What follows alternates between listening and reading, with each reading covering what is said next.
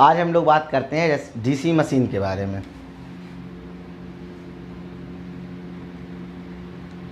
DC machine basically देखा जाए तो डीसी मोटर हो या जनरेटर हो, डीसी मशीन क्या होती है? डीसी मशीन दो पार्ट हैं, एक स्टेटर है एक रोटर है। स्टेटर क्या है? जो स्टेबल है, जो स्थिर है, उसको बोलते हैं स्टेटर, और जो रोटेट करेगा आपको उसको बोलेंगे रोटर। और डीसी मशीन क्या होती है? डीसी मशीन दो प्रकार की होती है, डीसी मोटर, डीसी जनरेटर।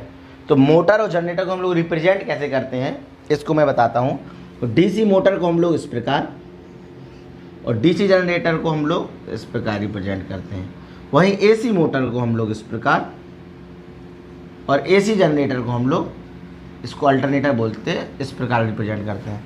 इसके बाद अब हम लोग बात करते हैं स्टेटर, रोटर, इन सब चीज़ों की। लेकिन मैं आप लोगों को बता दूं कि ये क्या है, हमारा ये शॉर्ट नोट्स की वीडियो हम लोग बना रहे हैं। इसमें जितने भी शॉर्ट नोट्स के पॉइंट होते हैं हम इस वीडियो में उन सब पॉइंटों के बारे में बात करेंगे।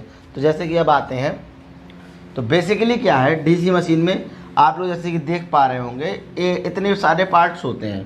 तो इसमें हम लोग क्या करते हैं, इन सब पार्टों को तीन भागों में डिवाइड कर लेते हैं। कैसे? पार्ट वन में आपका क्या है, magnetic field system. Part second में आपका आर्मेचर, एंड पार्ट 3 इसमें आएंगे कम्यूटेटर एंड ब्रश गियर्स। ये तीन भागों में हमने पूरी डीसी मशीन को ड्राइव कर दिया। अब हम लोग इसमें क्या करेंगे, एक एक पार्ट को उठाएंगे, उसके जितने भी इंपॉर्टेंट पॉइंट हैं सिर्फ उनको पढ़ेंगे और बाकी को छोड़ देंगे, क्योंकि हम लोग शॉर्ट नोट्स का वीडियो बना रहे हैं। तो सबसे पहले हम लोग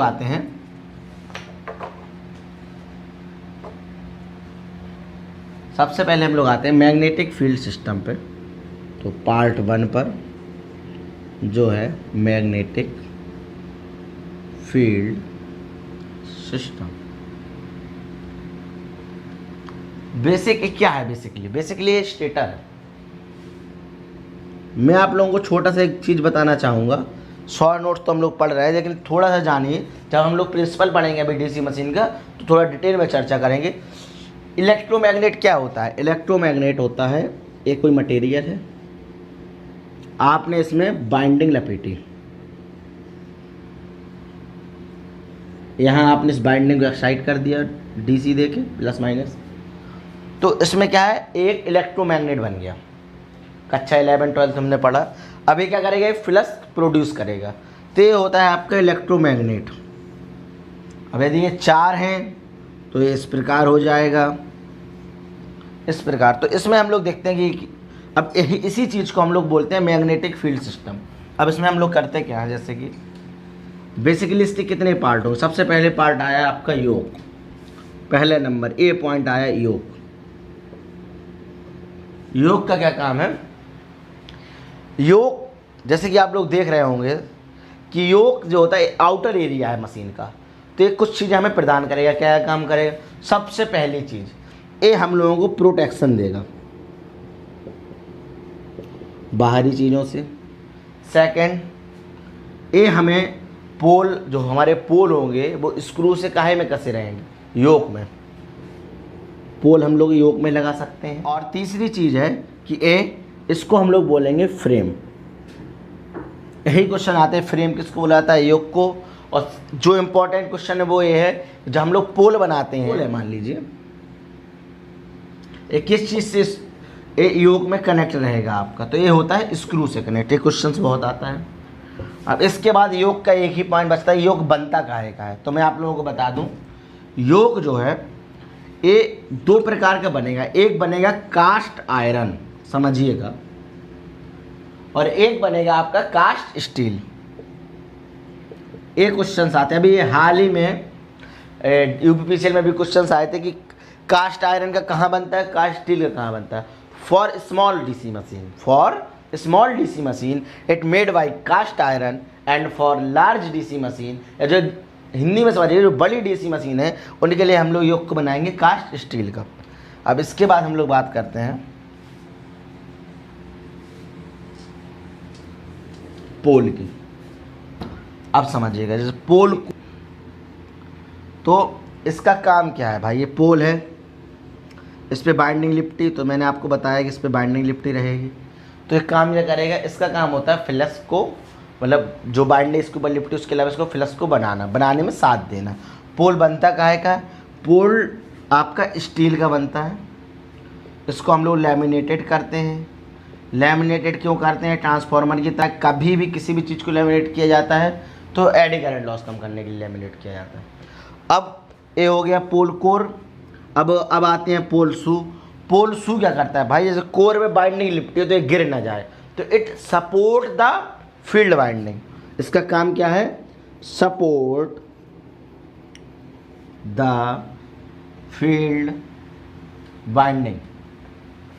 इसके अलावा पोल शू का एक काम और है, यदि आप पोल ऐसे लगाते तो रिलक्टेंस जो है ज़्यादा मिलता। अब ऐसे लगाने से क्या है, यहाँ एयर गैप बढ़ा, और जब भी एयर गैप बढ़ेगा तो रिलक्टेंस का मान कम होगा। और फ्लक्स को क्या चाहिए? कम से कम रिलक्टेंस पाथ फॉलो करे। करंट को क्या चाहिए? कम से कम रेजिस्टेंस पाथ फॉलो करे। इस प्रकार ये क्या है, ये फ्लक्स को मिनिमम रिलक्टेंस पाथ फॉलो कराता है। अब मैं शॉर्ट नोट से बता रहा हूँ। तो ये हो गया आपका पोल का कार्य। इसके बाद हम लोग बात करते हैं पोल कोर और पोल शू को छोड़ के फील्ड वाइंडिंग की। जो सी पार्ट आपका है field winding. Field winding generally हम लोग कॉपर की करेंगे। एक्साइटेड करते हैं फील्ड वाइंडिंग को डीसी से। ये भी क्वेश्चन आता है किस चीज़ से एक्साइटेड किया जाता है फील्ड वाइंडिंग को डीसी मशीन में। डीसी से हम लोग एक्साइटेड करेंगे। और फ्लक्स इलेक्ट्रोमैग्नेट कौन बनाएगा? ये फील्ड वाइंडिंग बनाएगी उस मटेरियल को। उसके अलावा फ्लक्स उत्पादन में इसी का सबसे ज़्यादा महत्वपूर्ण योगदान रहेगा। यही फ्लक्स उत्पादन करेगी आपकी फील्ड वाइंडिंग। ये हो गया आपके फील्ड वाइंडिंग के प्रकार। अब हम लोग आते हैं सेकंड पार्ट, जो कि आपका आर्मेचर।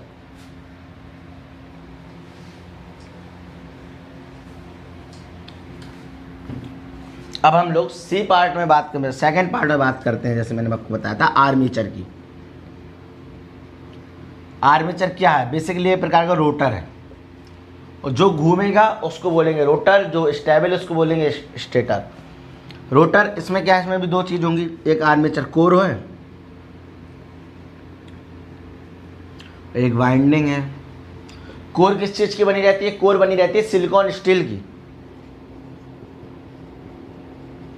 सिलिकॉन स्टील मतलब जब किसी भी मटेरियल में सिलिकॉन मिलाया जाता है तो उससे क्या होता है कि हिस्टैरिसीस लॉस कम हो जाता है। उसके अलावा इसको करते हैं कोर को लैमिनेटेड। लैमिनेटेड क्यों करते हैं? ताकि एडी करंट लॉस कम रहे। इसके बाद बात करते हैं बाइंडिंग की। तो आपकी जो बाइंडिंग है ये रहेगी आपकी कॉपर की। अब आर्मेचर इसको अलग से ये हो गया आपका रोटर, और कोर बना दी सिलिकॉन स्टील की, लैमिनेटेड कर दिया, बाइंडिंग बना दी कॉपर की। अब ये चलेगा कैसे, घूमेगा कैसे, ये सब मैं आपको बताऊंगा प्रिंसिपल में। इससे यही क्वेश्चंस आते हैं। इसके बाद हम लोग बात करते हैं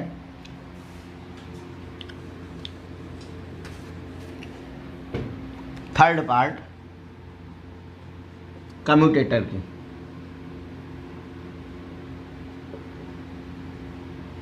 कम्यूटेटर काहे का बना रहता है? वैसे तो कॉपर का बना रहता है, लेकिन बेसिकली होता है हार्ड रन कॉपर का।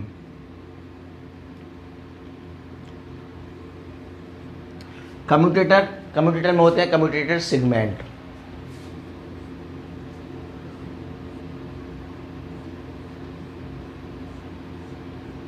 ऐसे कम्यूटेटर को आप खोल के रख देंगे तो इस प्रकार होगा। ये बनेगा कॉपर का, इसमें बीच में वो करते हैं इंसुलेशन। ये आता है इंसुलेशन। कितना होता है इसका? इंसुलेशन काहे का होता है? इंसुलेशन होता है माइके का। इंसुलेशन जो है इसका इंसुलेशन होता है माइके का। इसके बाद बात करते हैं ब्रश की। ब्रश जनरली कार्बन के होते हैं, ग्रेफाइट ब्रश भी होते हैं, और कॉपर के ब्रश भी होते हैं। हम लोग जनरली ब्रश यूज करते हैं कॉपर कार्बन का। ये हो गई आपकी कंस्ट्रक्शन। तो डीसी मशीन हमने तीन चीज़ें पढ़ी, मैंने फिर से आपको बता दूं, स्टेटर, रोटर, कम्यूटेटर। अब हम लोग पढ़ते हैं डीसी मशीन में प्रिंसिपल के बारे में। लेकिन प्रिंसिपल के बारे में पढ़ने से पहले मैं एक चीज़ आपको बताना भूल गया। जो बाइंडिंग थी, अभी हमने आर्मेचर में की थी बाइंडिंग। बाइंडिंग क्या है? बाइंडिंग दो प्रकार की होती है। एक होती है आपकी लैप बाइंडिंग, एक होती है आपकी वेव बाइंडिंग। लैप बाइंडिंग का यूज करते हैं low voltage high current, wave binding का यूज करते हैं हाई वोल्टेज लो करंट। इसके अलावा लैप बाइंडिंग में पैरेलल पाथ की संख्या होती है नंबर ऑफ पोल्स के बराबर, वेव बाइंडिंग में पैरेलल पाथ की संख्या होती है 2 के बराबर। आपका ये हो गया लैप बाइंडिंग वेव बाइंडिंग। और एक चीज़ और आएगी कि जब हम अभी पिछले ट्रांसफार्मर वाले पार्ट में मैंने बात की थी कि वेल्डिंग ट्रांसफार्मर में किसका यूज़ कर रहे थे, इसी प्रकार जब भी हम लोग वेल्डिंग का यूज़ करेंगे तो किस जनरेटर का, किस बाइंडिंग का यूज़ करेंगे, तो लैप बाइंडिंग का। क्यों? क्योंकि इसमें करंट रेटिंग क्या है, ज़्यादा है। अब हम लोग बात करेंगे प्रिंसिपल के बारे में।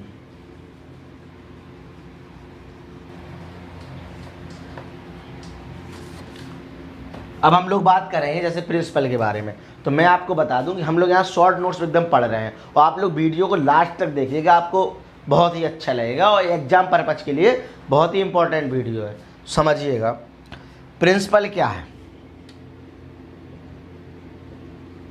सिद्धांत ये है कि जैसे कि ये कोई मैग्नेट है, ये कोई मटेरियल है, इसको हमने बाइंडिंग दे के लपेट के एक्साइटेड कर दिया। ए था स्टेटर, ए है रोटर आपका, मान लीजिए। स्टेटर में जब हमने यहाँ पे प्लस माइनस दिया, सप्लाई दी, तो क्या होगा, फ्लक्स बनाएगा ये, इसने फ्लक्स बनाया। हम लोग जनरली रोटर लेते हैं, जैसे ये रोटर था, जैसे हमने हल्का सा काट कूट के इसमें यहाँ रख दी बाइंडिंग रख दी। बाइंडिंग में करंट जाएगी तो एक पोल बनाएगी। कैसे पोल बनाएगी? यहाँ नॉर्थ बना देगी, यहाँ साउथ बना देगी।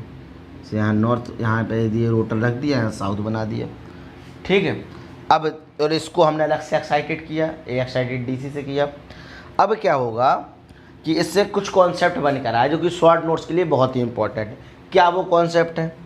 वो सिंपल से कॉन्सेप्ट है, ये है कि सबसे पहली चीज़, करंट जब भी किसी भी कागज़ के अंदर जाती है तो उसको हम लोग क्रॉस से रिप्रेजेंट करते हैं। और जब भी करंट किसी भी कागज़ या वायर के अंदर से आती है, कागज़ का मैं यूज इसलिए कर रहा हूँ कि आप लोग समझाने के लिए, जैसे कि ये पेपर है, मान लो इसमें करंट जा रही है, सबको पता है कंडक्टर में करंट जाती है, एक करंट जा रही है, जाते समय हमने रिप्रेजेंट किया है क्रॉस से, और जब करंट आ रही है तब हमने रिप्रेजेंट किया है डॉट से। जब करंट आई डॉट, करंट गई क्रॉस। अब क्या है, एक करंट यहाँ से गई, अब मान लीजिए यहाँ पे रोटर था, ये बाइंडिंग थी, यहाँ करंट जा रही थी, यहाँ से करंट आ रही थी, यहाँ इसने नॉर्थ पोल बनाया था, यहाँ साउथ पोल बनाया था।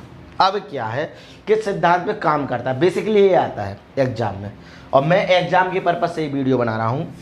तो जो प्रिंसिपल है डीसी मोटर का, वो ये कहता है कि जब किसी धारावाही चालक को चुंबकीय क्षेत्र में रखते हैं तो वह एक बल या एक टॉर्क का अनुभव करता है। उसकी दिशा फ्लेमिंग के लेफ्ट हैंड रूल से निकालते हैं। कैसे? जब ये जाएगा, ये अपने नॉर्थ साउथ पोल बनाएगा, उसके बाद ये क्या होगा, जब ये वायर जाएगा तो फ्लेमिंग के लेफ्ट, इसने एक बल निर्धारित किया, और वो क्या है, फ्लेमिंग का लेफ्ट हैंड रूल। फ्लेमिंग का लेफ्ट हैंड रूल क्या कहता है, जो मैग्नेटिक फील्ड की दिशा है वो आपकी 4 फिंगर निर्धारित करती है, और करंट की दिशा मिडिल फिंगर निर्धारित करती है, और तो थंब आपका मोशन निर्धारित कर देगा। इफ मैग्नेटिक फील्ड की डायरेक्शन 4 फिंगर है, करंट की डायरेक्शन मिडिल फिंगर है, तो थंब जो करेगा आपका मोशन करेगा। जैसे समझिएगा, बिल्कुल सिंपल सा, एक इलेक्ट्रोमैग्नेटिक बन गई, जैसे मान लीजिए ये इलेक्ट्रोमैग्नेटेड है, ये नॉर्थ पोल है, साउथ पोल है, और यहाँ पे एक रोटर लगा, इससे करंट गई, इससे आई। अब फ्लक्स की लाइनें ऐसी जा रही थी, यहाँ से भी निकल रहा है, ठीक है। अब उसने क्या कहा, आपने फ्लेमिंग का लेफ्ट हैंड रूल लगाया, फ्लक्स की दिशा और करंट की दिशा ऐसे करी, तो मोशन है, मोशन अंदर की ओर लग रहा है इस प्रकार, और जब वही आपने यहाँ किया तो यहाँ लग रहा है इस प्रकार। तो ये क्या करेगा, ये आपका इस तरह घूमने लगेगा। इस प्रकार आपकी मोटर हो जाएगी चालू। और भी बहुत सी चीज़ें हैं अभी इसमें, लेकिन हम लोग शॉर्ट पॉइंट पढ़ रहे हैं। तो जो क्वेश्चन निकल कर आए वो 3-4 निकल कर ही आए, तो बेसिक के लिए भी इम्पोर्टेंट है और मशीन के लिए भी इम्पोर्टेंट है। सबसे पहली चीज़, करंट अंदर जाएगी, क्रॉस से रिप्रेजेंट करते हैं। जब किसी बाहर से करंट बाहर आएगी, डॉट से रिप्रेजेंट करते हैं। फ्लेमिंग का लेफ्ट हैंड रूल जनरेटर में लगता है, फ्लेमिंग का लेफ्ट हैंड रूल मोटर में लगता है। फ्लेमिंग का राइट हैंड रूल जनरेटर में लगता है। राइट हैंड रूल क्या है? राइट हैंड रूल जो जनरेटर जो धारा पैदा करेगा उसकी दिशा कौन बताएगा? Right hand rule. फ्लेमिंग का लेफ्ट हैंड रूल क्या बताता है कि डीसी मोटर किस दिशा में घूमेगी। इसके बाद किस सिद्धांत पे काम करते हैं DC motor? Fleming left hand rule पे। अब इस प्रकार आपकी मोटर चालू हो गई, मान लीजिए।